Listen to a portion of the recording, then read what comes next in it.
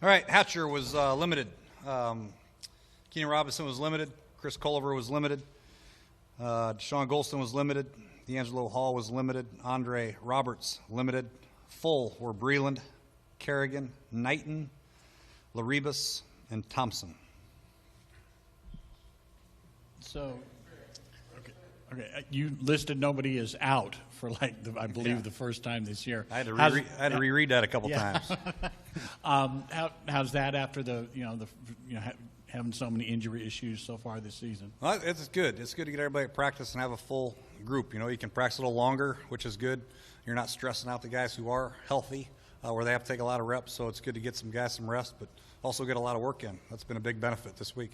Jay, when you look opposite of Ryan Kerrigan, are you pleased with the production from Trent and Preston, or do you feel like you could be getting more from that side? Oh, we're always going to challenge our guys to do more. I'm not going to say I'm displeased. I'm not going to say I'm pleased. It's a work in progress, and we're working with them. And both of them are young football players, and they're striving to be the best they can be, and we're working with them. They can always do better, yes. I'm happy with some of the things that they've done, and I'm happy with their progress. But they have a ways to go before they get the production that they expect and what we expect. You kind of mentioned in passing yesterday giving Kaishan some reps in defense. I think it was in reference to safety. It's a matter of, the cornerbacks are healthy, and you want to keep him in the lineup somewhere? Oh, no question. Kaishan has proved to be a very good football player for this team. And when you get Breland healthy and you get Culliver healthy and D. Hall starts to come up and you see the way Blackman's been playing, there's got to be a spot for him somewhere. And we feel like he came in as a safety. The problem is he hadn't played safety since all the injuries. He's been a nickel, so we got to get him the reps back at safety. That's where his home is. So eventually I think that transition will be good for him.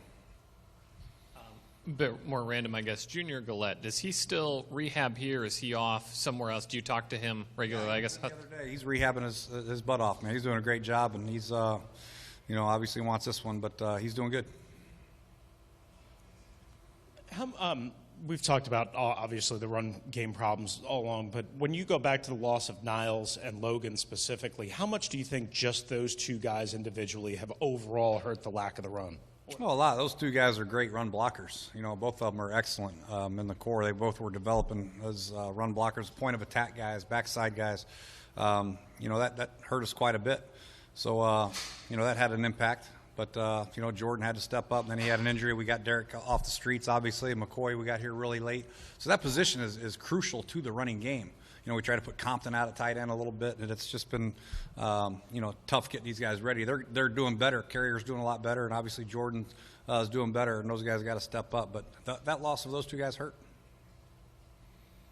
Jay, following up on that, then if the position, the blocking isn't quite where you want it to be, we talked about this maybe a few weeks ago about getting DY in the game more just because he can block. Does that have any correlation in terms of the running game, having an extra guy in there who can maybe be the blocker that you need? Yeah, them to not necessarily tight end, you still need a tight end. You can run three receivers and one back and one fullback if you want to, which is a possibility. But we like, if you line up with DY in a game, usually have one tight end, sometimes two in there. So either way. The fact of the matter is usually when we put DY in a game and we're playing against some of these teams against regular and some of those personnel groupings, they're stacking a box, and we just haven't been doing a very good job with that personnel group. Not to say DY hasn't been, it's just that group in general. But, that's something we're going to explore these next coming weeks with that personnel group, and hopefully we'll get better at the running game in those groups. Jay, when you face a team like New Orleans that has struggled as much as they do defensively against the run, do you balance putting a lot of emphasis on, okay, this looks like a game we could get back on track, or do you guys see it as somewhere where you can try some things that maybe haven't been working out?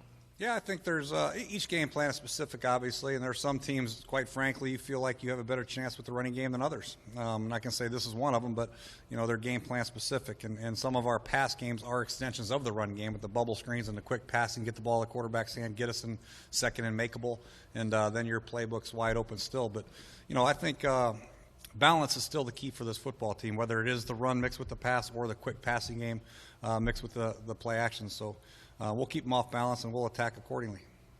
Coach, I was wondering how De La Puente was doing after this one more practice today. How you thought he was doing? He's doing okay. Yesterday, it's the first time he's practiced in a while, so he's a little bit gassed, so to speak. But he did a good job. I think the big thing is coming in here, learning all all the words, what everything means.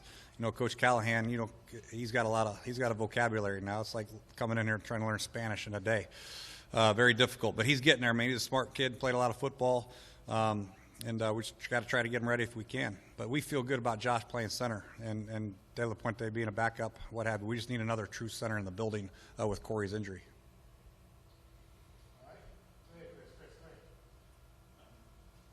You guys have generated more turnovers on defense, obviously, this year, say, compared to the first half of last year.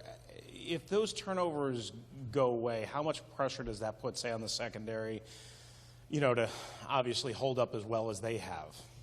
Well, we're counting on turnovers. We preach turnovers since the first day we walked in the building defensively, and we're banking on them. We're banking on people stripping the football and getting hands in the passing lane and defensive backs making plays. If you don't get them, obviously it puts a lot of stress on the defense and offense, you know.